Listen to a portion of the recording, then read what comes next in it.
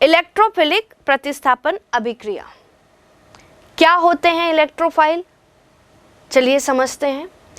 Electrophile, इनके नाम को ही समझे हम। इलेक्ट्रॉन, इलेक्ट्रो से आए, फाइल यानी उनको लाइक करने वाले। तो ऐसे कारक जो इलेक्ट्रॉन को लाइक करते हैं उन्हें हम क्या कहेंगे? इलेक्ट्रोफाइल। ये इलेक्ट्रोफाइल जो होते हैं इनके खुद के ऊपर कौन सा आवेश होगा? धन आवेश होता है। और ये ऐसी जगह में आक्रमण करेंगे जहाँ पे क्या होना चाहिए? इलेक्ट्रॉन का घनत्व तो बहुत अधिक होना चाहिए। तो जब भी हम हेलो एरीन्स बनाएंगे हम बात करेंगे इलेक्ट्रोफिलिक प्रतिस्थापन अभिक्रिया की। इसमें देखिए, जब भी हम टॉल्यूइन की अभिक्रिया क्लोरीन या ब्रोमीन से कराते हैं तो हमें यहाँ ध्यान रखना है कि हम कोई भी लुईस एसिड कैटलिस्ट ले सकते हैं। आप ले सकते हो आयरन Fe या FeCl3। और दूसरी जो कंडीशन हमें ध्यान रखनी है, यहाँ हमें अभिक्रिया अंधेरे में करानी है। कारण यही है कि जब भी हम हेलो एरीन्स की बात करते हैं, ये हेलो एल्केन के कंपेयर में उनसे तुलना जब करते हैं तो कम क्रियाशील होते हैं। कम क्रियाशील होने के कारण इनकी जो अभिक्रियाएं होती हैं वो ड्रास्टिक कंडीशंस में, विशिष्ट परिस्थितियों में होती हैं। तो हमें ध्यान रखना पड़ता है कि यहाँ पे ताप का, दूसरा ध्यान रखना पड़ेगा कि दाब कैसा है, और फिर कैटलिस्ट का भी ध्यान रखना होता है कि कुछ उत्प्रेरक की उपस्थिति में ही ये अभिक्रियाएं होंगी। तो यहाँ हम डार्क में अभिक्रिया कराएंगे सूर्य की प्रकाश की अनुपस्थिति में। तो इस प्रकार जब हम अभिक्रिया कराते हैं तो हमें ऑर्थो पैरा हेलो टॉल्यूइन का मिश्रण मिलता है। तो इस प्रकार हम क्या कर सकते हैं? हेलो एरीन्स बना सकते हैं। अब आपके मन में काफी सवाल आ रहे होंगे कि हमने यहाँ डार्क में ही क्यों अभिक्रिया कराई? यहाँ पे आयरन या आयरन क्लोराइड का क्या उपयोग है? जब हमें ऑर्थो या पैरा का मिश्रण मिल गया तो इन्हें हम अलग कैसे करेंगे? ये काफी सारे सवाल आपके मन में आ रहे होंगे। और इन प्रश्नों के उत्तर के लिए चलिए देखते हैं हम इनका मैकेनिज्म क्या है कि इन इलेक्ट्रोफाइल से हम अभिक्रिया कैसे कराएंगे।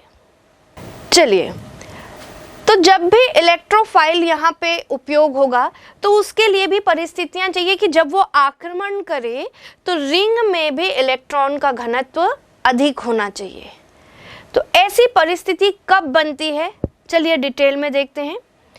यहाँ पे देखिए, जैसे ही इलेक्ट्रोफाइल आक्रमण करता है वहाँ जो बंध होते हैं रिंग के अंदर, सिग्मा और पाई बंध उपस्थित हैं। अल्टरनेट सिंगल और डबल बॉन्ड यहाँ पे प्रेजेंट है। तो सबसे पहले क्या होगा कि आक्रमण करने पर वो जो पाई बंध है वो टूट जाता है। तो देखिए क्या होता है, जो पाई इलेक्ट्रॉन होते हैं वो रिंग में डीलोकेलाइज्ड होते रहते हैं, विस्थापित होते रहते हैं, वो एक ही जगह पे नहीं रहते। तो क्या इलेक्ट्रॉन घनत्व हर जगह एक जैसा होता है? तो नहीं। इलेक्ट्रॉन घनत्व ऑर्थो और पैरा की स्थिति में अधिक होता है। अब ऐसा क्यों होता है ये भी समझ लेते हैं। जहां बेंजीन रिंग में CH3 ग्रुप जुड़ा हुआ है, उसके बाद से ऑर्थो और पैरा स्थिति को जब हम देखते हैं तो यहाँ का जो द्विबंध है वो जल्दी टूट जाता है। जैसे ही द्विबंध टूटता है तो आसपास के जो कार्बन हैं इनमें एक के ऊपर धन आवेश और एक के ऊपर ऋण आवेश आता है। यहाँ हम ध्यान देंगे कि सिर्फ ऑर्थो और पैरा कंडीशन में ऋण आवेश आता है, इसीलिए हमें ऑर्थो और पैरा का क्या मिल रहा था? इसका मिक्सचर मिल रहा था।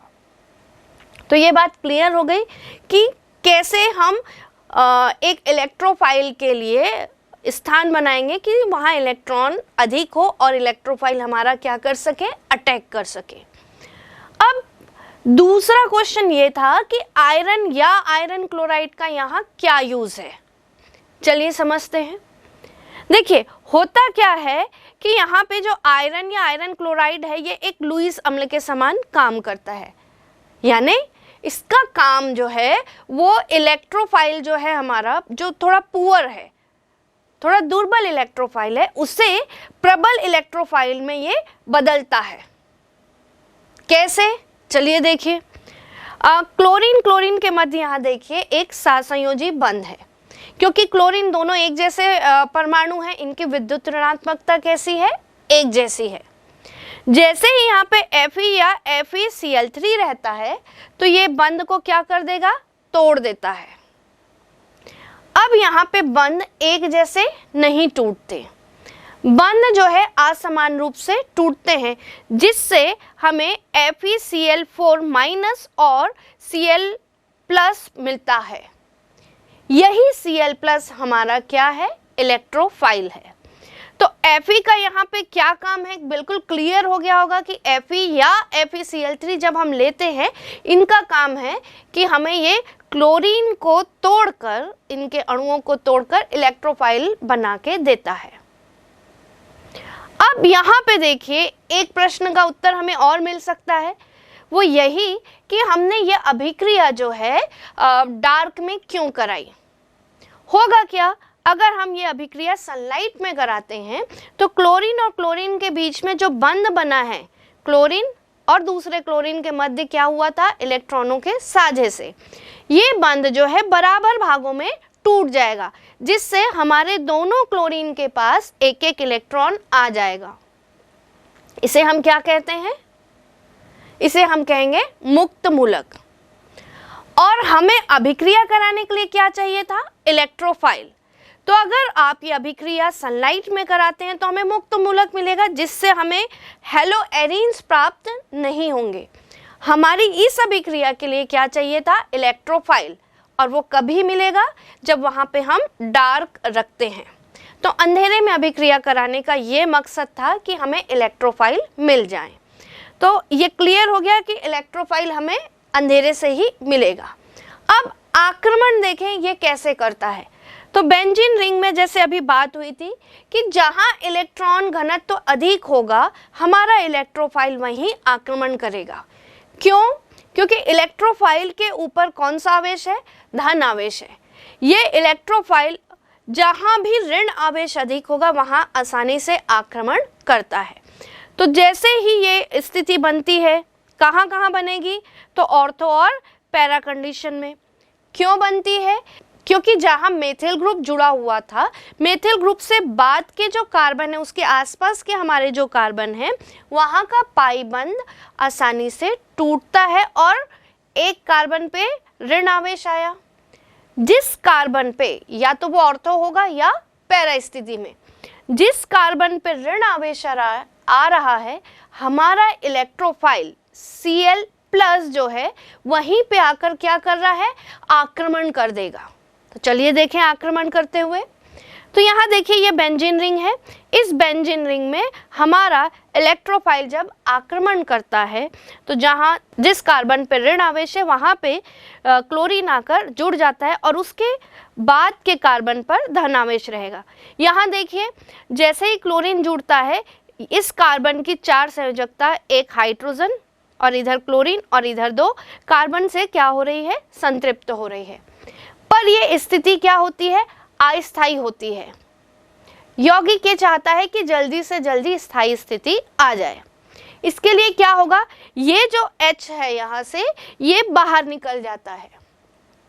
ये H+ के रूप में यहाँ से क्या होगा, बाहर निकल जाएगा। इस H+ का क्या होगा, ये H+ जो स्टार्टिंग में हमने देखा था FeCl- है ना, उसके साथ अभिक्रिया करेगा। देखिए कैसे, हमारा FeCl4- जो है ये टूट जाता है FeCl3 और Cl- में। अब ये जो Cl- है इस H+ के साथ अभिक्रिया करके बंध बना लेगा, क्योंकि एक के पास धन आवेश है और एक के पास ऋण आवेश। ये दोनों अभिक्रिया करके क्या बना लेंगे, बंध का निर्माण कर लेंगे, जिससे HCl बन जाएगा और हमें मिल जाएंगे ऑर्थो और पैरा हेलोटोल्यूइन। अब नेक्स्ट क्वेश्चन जो आपके दिमाग में आ रहा होगा वो ये कि इन्हें हम अलग कैसे करें। तो ऑर्थो और पैरा टोल्यूइन को जब हम देखते हैं तो देखिए इनका फॉर्मूला सेम है, फर्क कहाँ पे आता है, इनकी पोजीशन पे। तो जहाँ पे एक में देखिए ऑर्थो पोजीशन पे क्लोरीन आकर जुड़ा है तो दूसरे में पैरा पोजीशन पे क्लोरीन आकर जुड़ता है। तो इनके बाकी गुण तो सेम है, डिफरेंस कहाँ है, इनमें अंतर कहाँ है, तो इनके मेल्टिंग पॉइंट में अंतर है और उसी को आधार लेकर हम इन्हें क्या कर सकते हैं, इनके मिश्रण से ऑर्थो को अलग और पैरा को अलग प्राप्त कर सकते हैं। तो हमने क्लियर कर लिया कि इस अभिक्रिया में डार्क रिएक्शन की क्या जरूरत थी, हमारा लुईस एसिड Fe या FeCl3 का क्या काम था, ऑर्थो और पैरा को हमने कैसे अलग किया। अब आप ये सोच रहे होंगे कि हमने शुरू में बात तो क्लोरीन और ब्रोमीन की ही की थी, अगर आयोडीन ले लें तो क्या होगा। चलो देखते हैं। जब हम ये अभिक्रिया आयोडीन के साथ कराते हैं तो जो हमारा HI मिलता है, HI क्या करता है, ये उत्क्रमणीय अभिक्रिया करने लगता है, जिससे जो हमारे पास हेलो एरीन्स बने हैं ये वापस क्या होते हैं, एरीन्स में बदलने लग जाते हैं, परिवर्तित होने लगते हैं। हमें क्या करना होगा, अगर हम HI बनने से रोक दें तो ये जो अभिक्रिया है जो दोनों दिशा में हो रही है, उत्क्रमणीय है, ये रुक जाएगी, ये केवल एक ही दिशा में होने लगेगी। इसके लिए क्या करें, कोई ऐसा पदार्थ डालें जो HI को साथ ही साथ वहाँ से क्या करते जाए, हटाते जाए। HI हटता जाएगा तो हमारी अभिक्रिया जो है केवल अग्र दिशा में होती जाएगी। इसके लिए हम क्या करेंगे, कुछ प्रबल ऑक्सीकारक का यूज़ करते हैं। तो ये प्रबल ऑक्सीकारक क्या क्या हो सकते हैं, हम ले सकते हैं नाइट्रिक एसिड HNO3। तो जब हम ये अभिक्रिया नाइट्रिक एसिड के प्रेजेंट में कराते हैं तो ये क्या करता है, इसके रिडक्शन को करने ही नहीं देता, जिससे हमें एरीन्स हैलाइड मिलते हैं। चलिए देखते हैं अभिक्रिया किस प्रकार होती है। जब हम ये अभिक्रिया आयोडीन के साथ कराते हैं तो हम क्या लेते हैं, नाइट्रिक एसिड। नाइट्रिक एसिड यहाँ पे प्रबल क्या करेगा, ऑक्सीडाइजिंग एजेंट का काम करता है, जिससे ये HI जो कि रिडक्शन करता है उसके काम को रोक देता है। तो जिससे हमें आसानी से क्या मिलेंगे, एराइल हैलाइड मिलते हैं। तो जब हम आयोडीन ले रहे हैं तो हमने नाइट्रिक एसिड ले लिया, और अगर हम फ्लोरीन लें तो क्या होगा।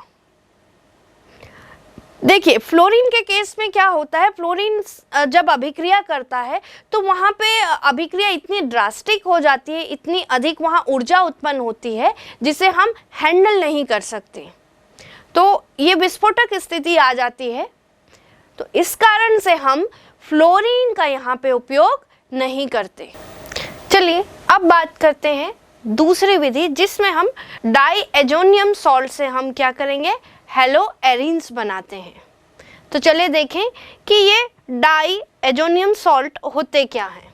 इन्हें हम सामान्यतः RN2X से डिनोट करते हैं, जहाँ R जो है हमारा एल्किल ग्रुप होता है और X क्या होते हैं, हैलाइड होते हैं। ये फ्लोरीन, क्लोरीन, ब्रोमीन या आयोडीन हो सकते हैं। तो इन्हें हम क्या करेंगे, उपयोग करेंगे, ये हमारे माध्यमिक यौगिक होंगे और इन्हीं से हम आगे बनाएंगे हेलो एरीन्स। तो कैसे बनते हैं, चलो देखें। हम ये अभिक्रिया 2 स्टेप में कराएंगे। इसे डिटेल समझने के लिए स्टेप बाय स्टेप हम आगे बढ़ते हैं। पहले स्टेप में हम क्या करेंगे कि डाईएजोनियम हैलाइड कैसे बनते हैं ये जानते हैं। दूसरे स्टेप में हम देखेंगे कि डाईएजोनियम हैलाइड से हेलो एरीन्स हम कैसे बनाएंगे। तो चलिए यहाँ देखिए, अगर आपके बेंजीन रिंग में NH2 ग्रुप जुड़ा हुआ होता है तो इसे हम क्या कहते हैं, प्राथमिक एमीन। ये जो प्राथमिक एमीन है इनकी अभिक्रिया हम 273 से 278 केल्विन के बीच में NaNO2 और HX से जब कराते हैं तो हमें मिलते हैं डाईएजोनियम सॉल्ट। और अब इन डाईएजोनियम सॉल्ट से ही हम क्या करेंगे, हेलो एरीन्स बनाते हैं। तो आपके मन में ये सवाल आ रहा होगा कि किस प्रकार हमने डाइएजोनियम सॉल्ट बनाया है। तो ये सब समझने के लिए हमें क्या देखना होगा, रिएक्शन का मैकेनिज्म। चलो बात करते हैं रिएक्शन के मैकेनिज्म की।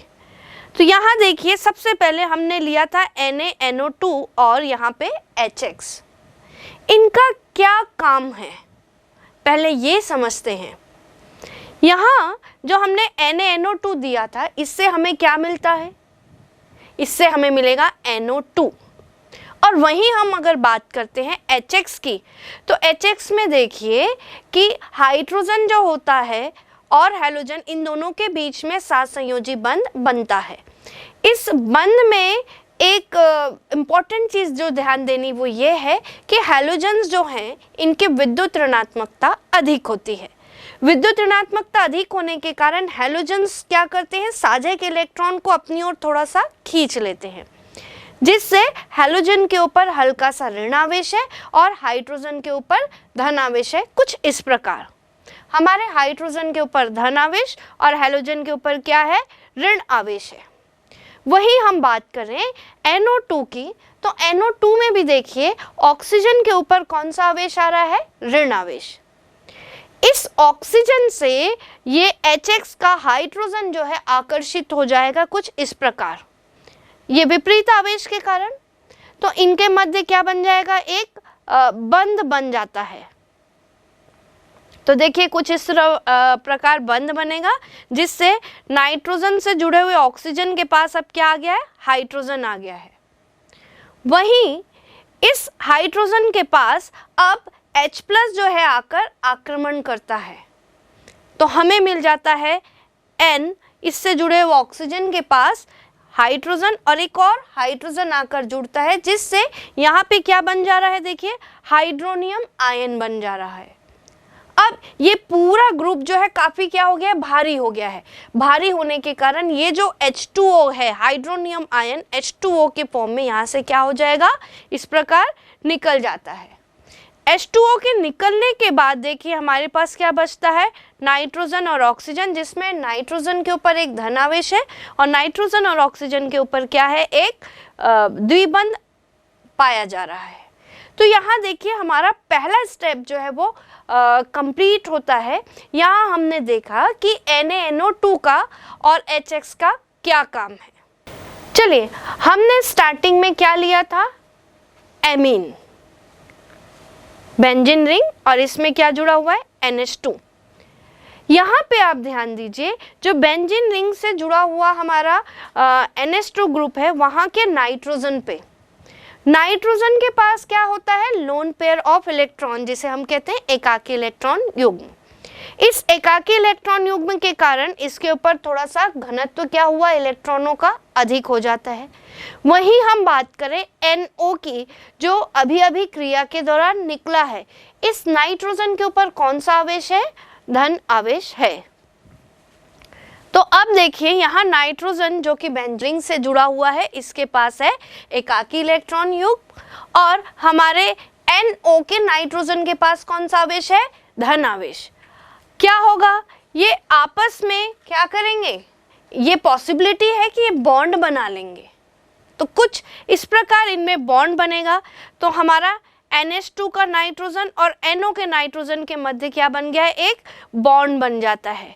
इस समय देखिए बेंजीन रिंग में हमारे पास NH2 भी है और NO भी आ गया है। कुछ इस तरीके से यहाँ पे बॉन्ड बन जाता है। अब देखिए जैसे यहाँ बॉन्ड बनता है, तो इसके तुरंत बाद यहाँ पे NH2 के हाइड्रोजन और NO के ऑक्सीजन से यहाँ पे जल का निर्माण होता है और जल का अणु ये बाहर निकल जाता है, जिससे हमारे पास बेंजीन रिंग में सिर्फ N2 बचता है। अब इस N2 के ऊपर फिर से आक्रमण होगा हैलाइड का। ये हैलाइड कहाँ से आ रहे हैं, तो हमने स्टार्टिंग में जो लिया था HX का जो हाइड्रोजन था वो तो अभिक्रिया कर गया, बचा क्या था वहाँ पे, हैलाइड्स। ठीक, तो ये जो हैलाइड्स हैं ये आकर अभी आक्रमण करेंगे। तो ये जब बेंजीन रिंग के नाइट्रोजन के पास जाते हैं तो ये बन जाता है डाइएजोनियम सॉल्ट।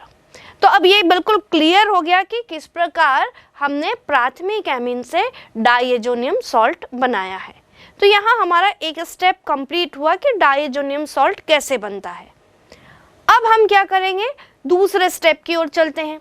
दूसरे स्टेप में हम जैसे जाते हैं तो हमने ये जो अभी बनाया था diazonium salt, freshly prepared diazonium salt, इसी का यूज करते हैं। तो चलिए देखिए दूसरे स्टेप में क्या होगा। जो फ्रेशली प्रिपेयर्ड डाइएजोनियम सॉल्ट है, इसकी अभिक्रिया हम क्यूप्रस क्लोराइड या क्यूप्रस ब्रोमाइड से कराएंगे, Cu2X2।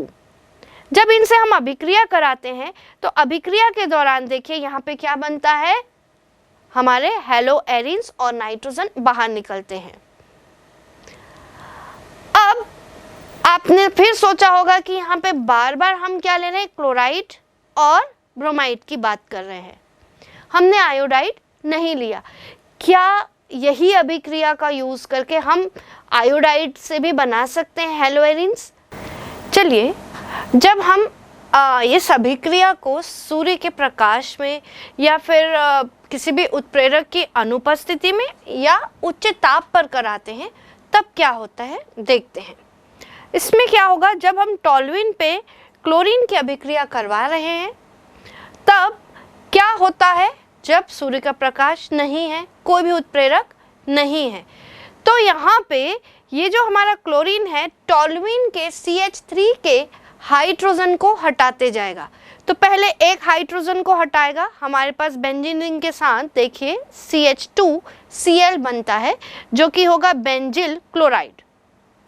इसके बाद ये अभिक्रिया आगे बढ़ते जाएगी जब तक उस CH3 के पास हाइड्रोजन है, आगे अभिक्रिया होगी। अब देखिए कि ये और हाइड्रोजन को रिप्लेस करता है और बनाता है बेंजिल क्लोराइड। इसी प्रकार अभिक्रिया आगे बढ़ते जाएगी और ये बना देगा बेंजो क्लोराइड। ऐसा क्यों हुआ? क्योंकि जैसे हमने अभी बात की थी कि सूर्य के प्रकाश में अभिक्रिया कैसी होती है, मुक्त मूलक के द्वारा होती है। तो इस कारण से हम जो उत्पाद चाह रहे हैं हेलो एरिन्स, वो हमें नहीं प्राप्त हो पाते। तो हम इन अभिक्रियाओं को क्या करते हैं, एक विशेष परिस्थितियों में करवाते हैं। जब हम डाइएजोनियम सॉल्ट से हेलो एरिन्स बनाते हैं तो यहाँ हमें ध्यान देना है कि हम कौन से उत्प्रेरक उपयोग कर रहे हैं। यदि हम यहाँ पे क्यूप्रस क्लोराइड यूज करते हैं तब इसे हम कह देते हैं सैंडमेयर अभिक्रिया। यह अभिक्रिया कहलाएगी आपकी सैंडमेयर अभिक्रिया। वहीं यदि आप केवल कॉपर की उपस्थिति में अभिक्रिया कराते हैं तो इसे कहते हैं गाटरमैन अभिक्रिया। यही यदि ये अभिक्रियाएं हम के द्वारा फ्लोरोबेंजीन बनाना चाहते हैं तो हमें क्या करना होगा। तो चलिए देखें, फ्लोरोबेंजीन बनाने के लिए हम क्या करेंगे, हाइड्रोफ्लोरोबोरिक अम्ल HbF4 के साथ जब अभिक्रिया कराते हैं तो बेंजीन डाइएजोनियम फ्लोरोबोरेट मिलता है। इस अभिकर्मक को हमें और क्या करना होगा, अभी गर्म करते हैं। तो काफ़ी देर गर्म करने के बाद हमें मिलेगा फ्लोरोबेंजीन, नाइट्रोजन N2 और BF3। तो इस प्रकार हम फ्लोरोबेंजीन भी इस विधि द्वारा क्या कर सकते हैं, आसानी से बना सकते हैं। चलिए, कुछ ऐसी अभिक्रियाएं जो एग्जाम पर्पज से बहुत ही इम्पॉर्टेंट है, इनमें से एक है हमारी गटरमैन अभिक्रिया। इस अभिक्रिया की खासियत ये है कि ये स्पेशली क्लोरो और ब्रोमो हेलो एरिन्स बनाने के ही काम आती है। इस अभिक्रिया में हम क्या करेंगे, हम या तो HCl या HBr लेंगे। इनकी उपस्थिति में कॉपर उत्प्रेरक की उपस्थिति में जब हम ये अभिक्रिया कराते जाते हैं तो हमें उत्पाद के रूप में या तो क्लोरोबेंजीन या ब्रोमोबेंजीन मिलते हैं। चलिए देखें, हमने लिया है डाइएजोनियम क्लोराइड। इसकी अभिक्रिया HBr से अगर हम कॉपर की उपस्थिति में कराते हैं तो हमें मिल रहा है क्लोरोब्रोमीन और नाइट्रोजन।